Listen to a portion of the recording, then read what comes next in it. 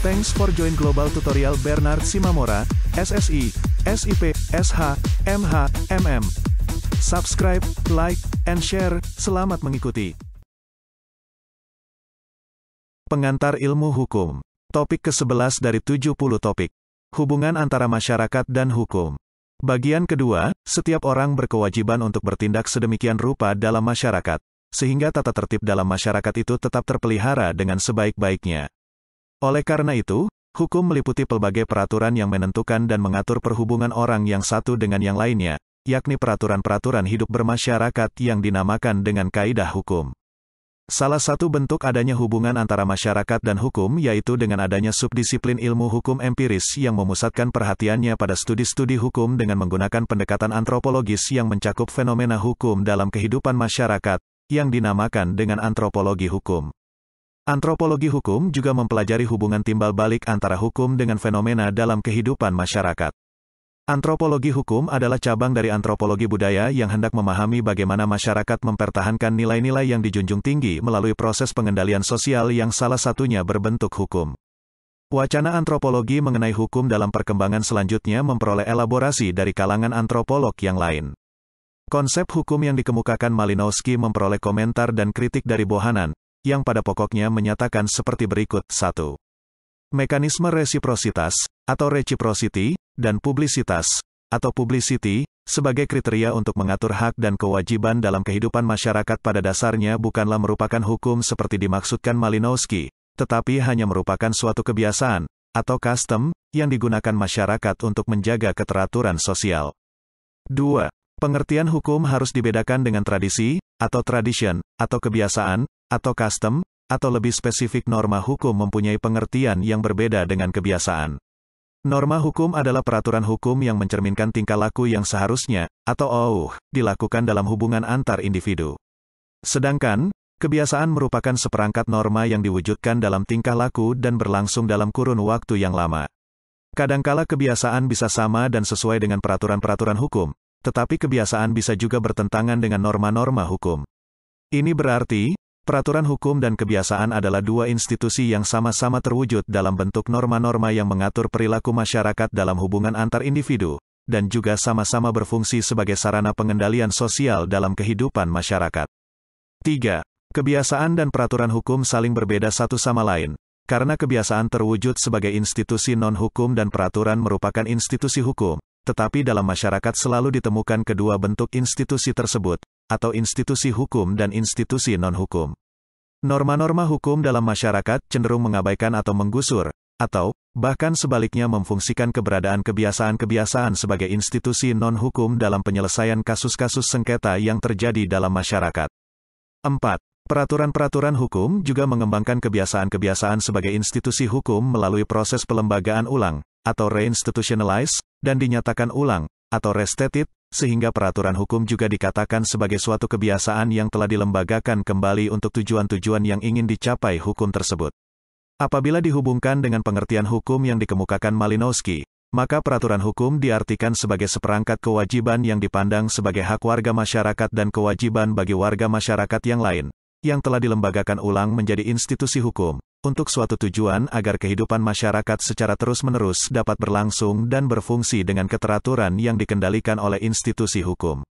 Karena itu, dikatakan bahwa resiprositas berada pada basis kebiasaan, tetapi kebiasaan yang telah dilembagakan sebagai norma hukum melalui tahapan yang disebut double institutionalization of norms. Pengertian hukum yang dikemukakan Malinowski dipandang terlalu luas, sehingga hukum yang dimaksudkan juga mencakup pengertian kebiasaan-kebiasaan, atau customs, dan bahkan semua bentuk kewajiban-kewajiban yang berhubungan dengan aspek religi dan juga kewajiban-kewajiban yang bersifat moral dalam kehidupan masyarakat. Hukum pada dasarnya adalah suatu aktivitas kebudayaan yang mempunyai fungsi sebagai alat untuk menjaga keteraturan sosial atau sebagai sarana pengendalian sosial, atau social control, dalam masyarakat. Karena itu, untuk membedakan peraturan hukum dengan norma-norma lain, yang sama-sama mempunyai fungsi sebagai sarana pengendalian sosial dalam masyarakat, maka peraturan hukum dicirikan mempunyai 4 atribut hukum, atau attributes of law, yaitu, 1. Atribut otoritas, atau attribute of authority, yaitu peraturan hukum adalah keputusan-keputusan dari pemegang otoritas untuk menyelesaikan sengketa atau ketegangan sosial dalam masyarakat, karena adanya ancaman terhadap keselamatan warga masyarakat, keselamatan pemegang otoritas, atau ancaman terhadap kepentingan umum.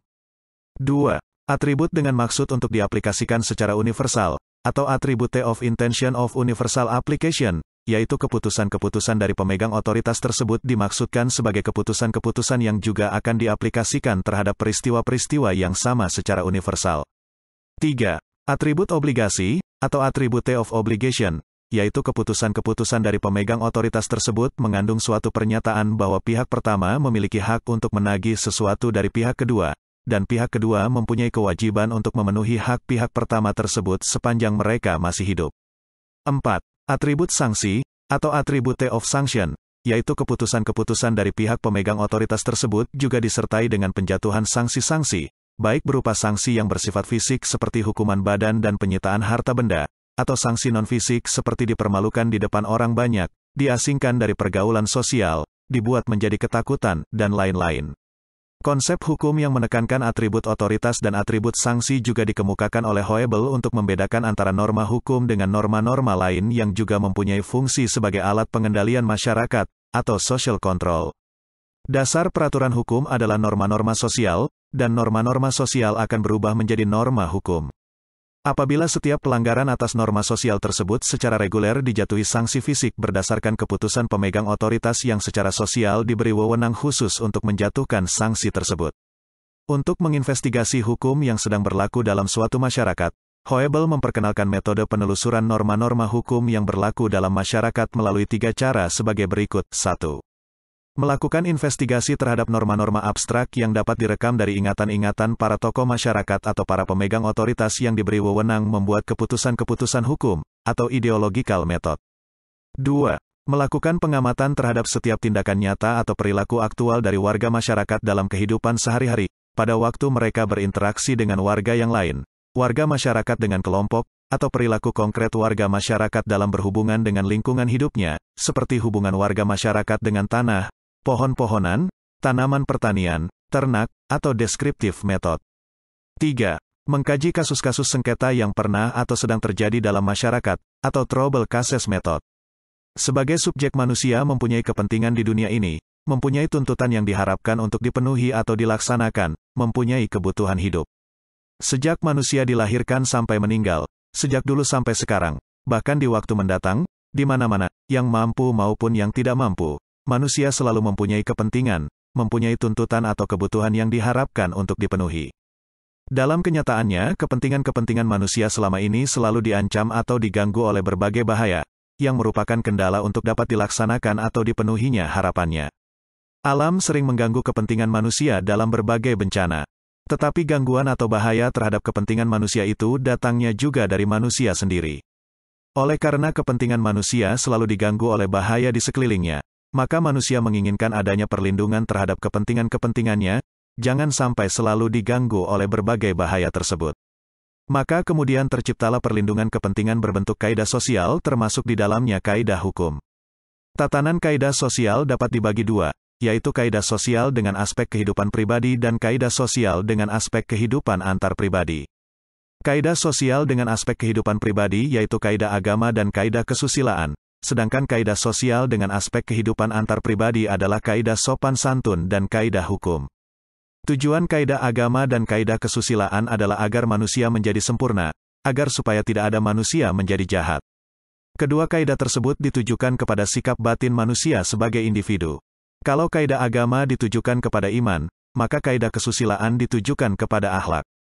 Menurut Paul B. Horton dan Cehun, masyarakat merupakan kumpulan manusia yang relatif mandiri, hidup bersama-sama dalam waktu yang cukup lama, tinggal di suatu wilayah tertentu, mempunyai kebudayaan sama serta melakukan sebagian besar kegiatan di dalam kelompok atau kumpulan manusia tersebut.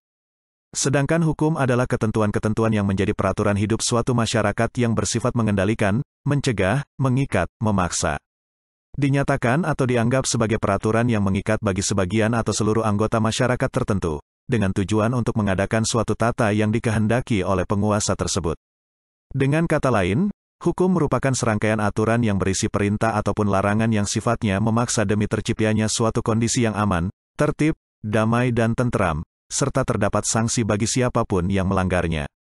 Hubungan antara masyarakat dengan hukum tidak bisa dipisahkan, karena sejatinya hukum itu sendiri diciptakan untuk mengatur kehidupan masyarakat.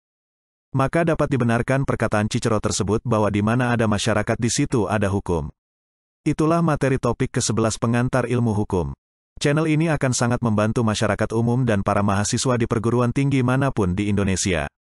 Ratusan video tutorial S1 Ilmu Hukum, S1 Ilmu Pemerintahan, S1 Ilmu Komunikasi, S1 Ilmu Manajemen, S1 Ilmu Administrasi dan lainnya disajikan di channel. Video tutorial dituturkan dan disubtitelkan agar dapat ditonton, dibaca sambil didengarkan. Jangan khawatir jika tidak langsung paham. Untuk pemahaman yang lebih baik, putar dan dengarkan video tutorial berulang-ulang. Subscribe dan like, agar Anda mendapatkan update tutorial lainnya. Bagikan juga link video ini, agar teman lain juga mendapatkan manfaat channel ini. Sampai jumpa.